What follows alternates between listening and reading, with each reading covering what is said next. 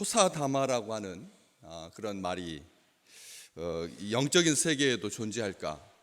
세상은 좋은 일이 있으면 또 악한 일, 기분 나쁜 일, 슬픈 일도 주기적으로 교차해서 나타나기 때문에 그렇게 과도하게 기뻐하거나 슬퍼할 일이 있겠나?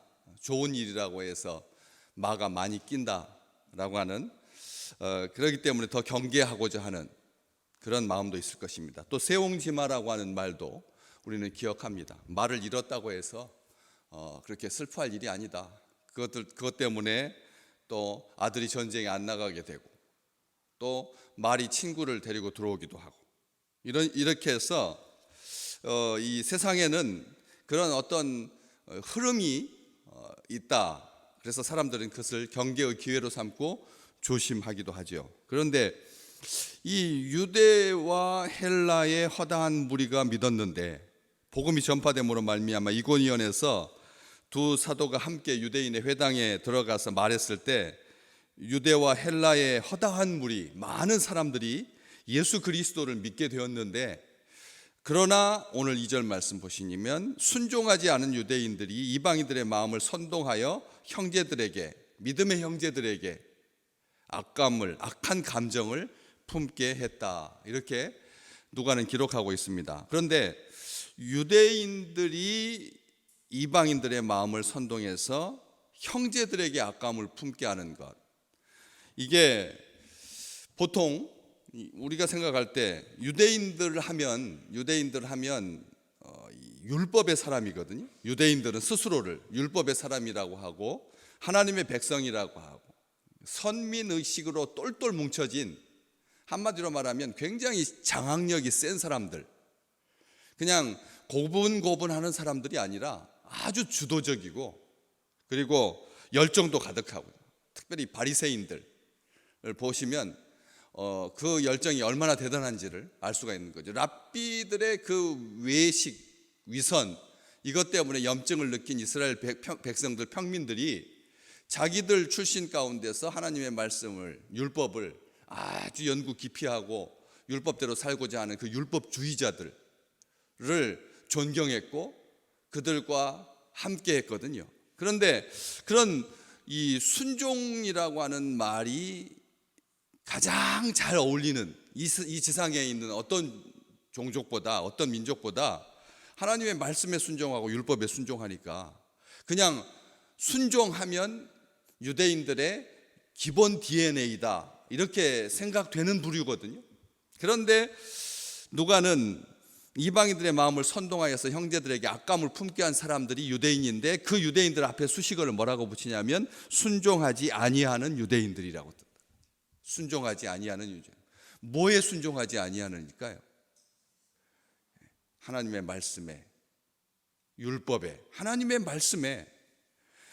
말씀이 율법만 있는 게 아니거든요. 모세오경뿐만 아니라 하나님께서 역사서도 주셨고 그리고 시가서도 주셨고, 절기 때마다 오축 5개의 두루마리를 꺼내서 절기 때마다 읽는 그런 책, 성경에, 구약 성경에 39권이나 되는데 모세오경은 5권밖에 없는데 율법이 앞에 있긴 하지만, 그렇지만 율법이 전부가 다가 아니거든.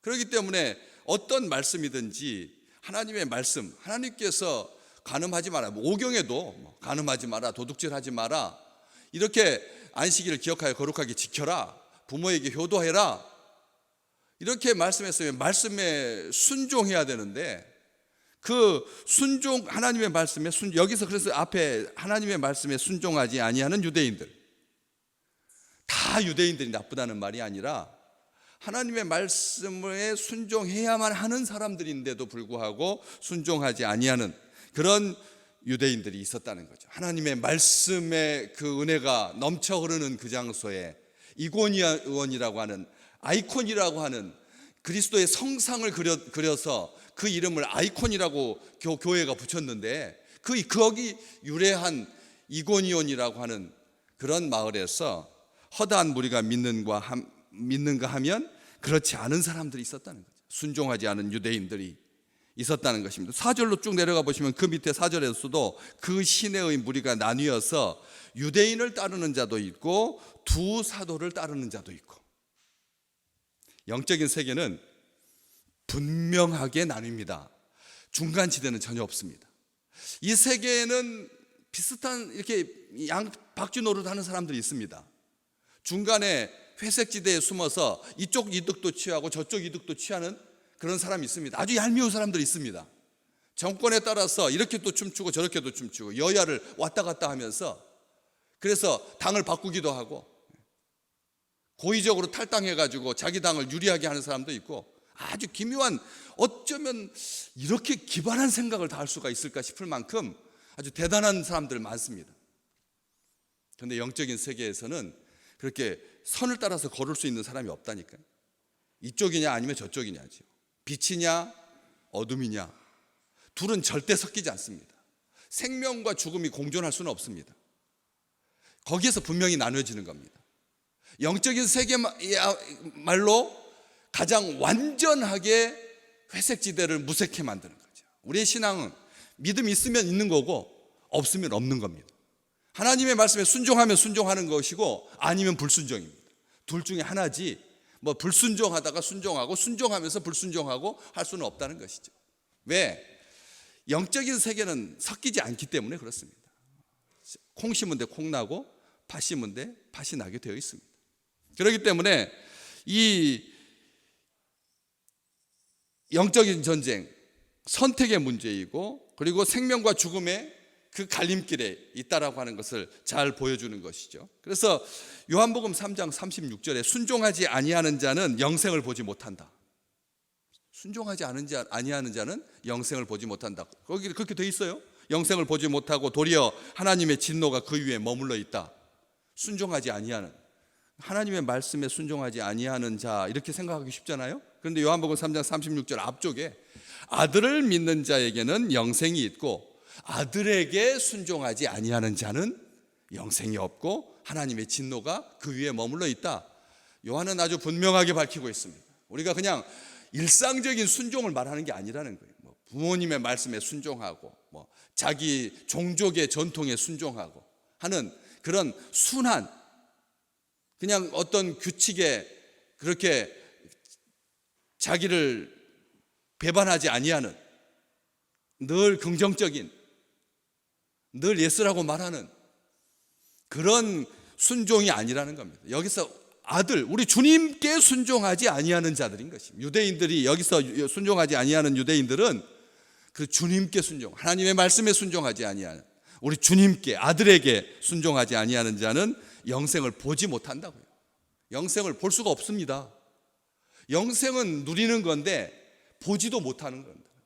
영생이 있는지 없는지, 영생의 길이 무엇인지 알 수가 없다는 것입니다. 보지 못 순종하지 아니하는 자. 오늘 예수 그리스도의 순종, 우리 주님에게 순종하는 우리에게 영생의 길을 보여주십니다. 하나님이 영생의 길을 보여주시고, 그리고 하나님의 진노가 우리에게 머물지 아니하도록 하나님께서 우리를 늘 챙겨주시고 보호해 주시고 인도해 주신다는 거죠. 그래서 한 뿌리 한 형제 아니겠습니까? 유대인들과 기독교 한 하나님이잖아요.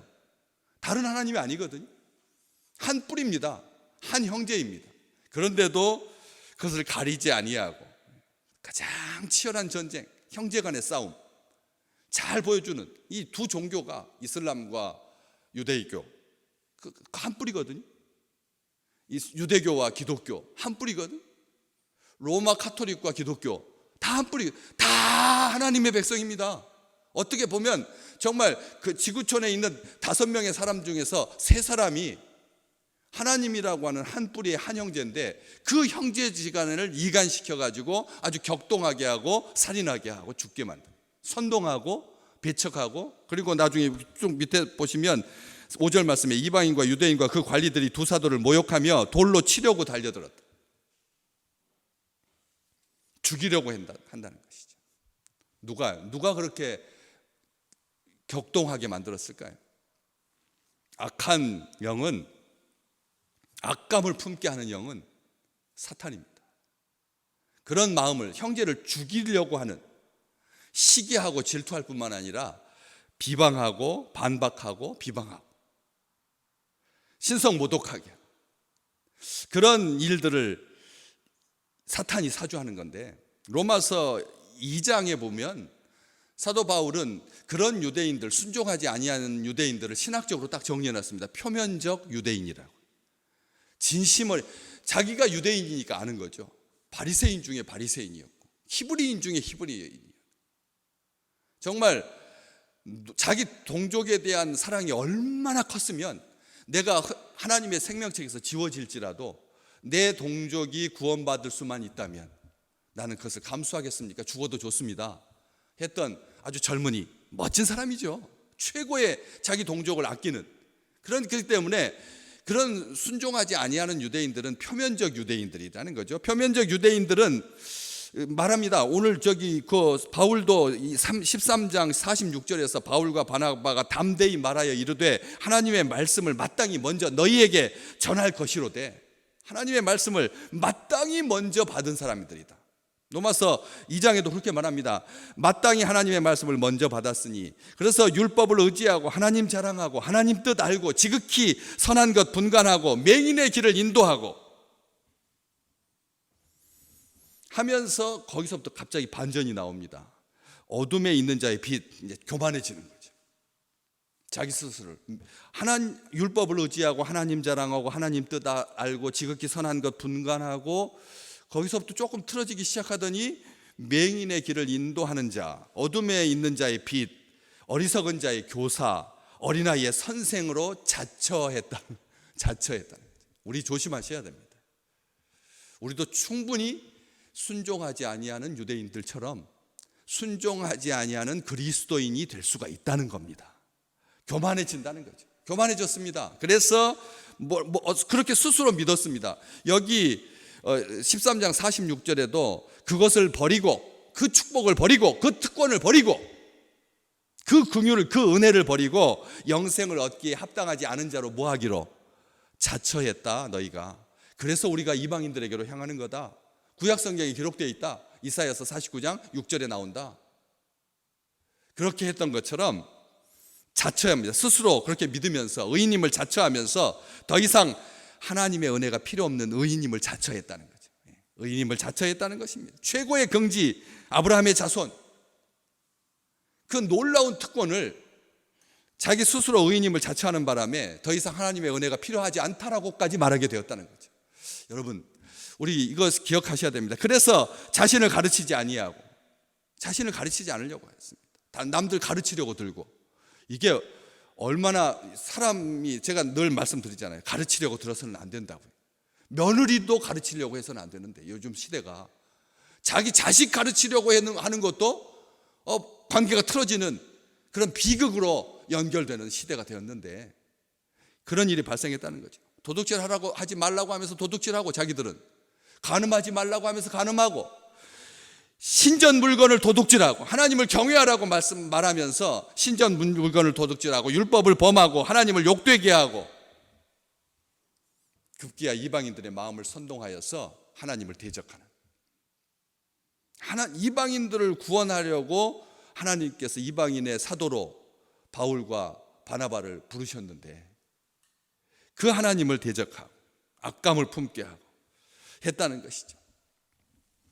우리 이런 상황 속에서 사도들은 어떤 행동을 취합니까? 3절 말씀, 두 사도가 오래 있어. 우리만 생각하면 이 발의 먼지를 얼른 털어버리고 다른 도시로 싹 가버리는 게 낫잖아요. 이 첫 번째 전도 여행은 1년이거든요. 약 한 1년 정도 했으니까 비시디 안디옥에서도 두 갈래로 갈렸고, 성공과 실패가 나뉜 것 같고, 실패는 아닌데 사람들이 봤을 때 실패라고 생각하기 쉽고, 또 여기 이고니온에서도 복음에 대해서 긍정적인 사람이 있는가 하면 복음을 대적하는 사람들이 있으니까 훌훌 털어버리고 얼른 떠나기 쉬운데, 여기 두 사도가 어떻게 했다고요? 오래 있었다고 했습니다.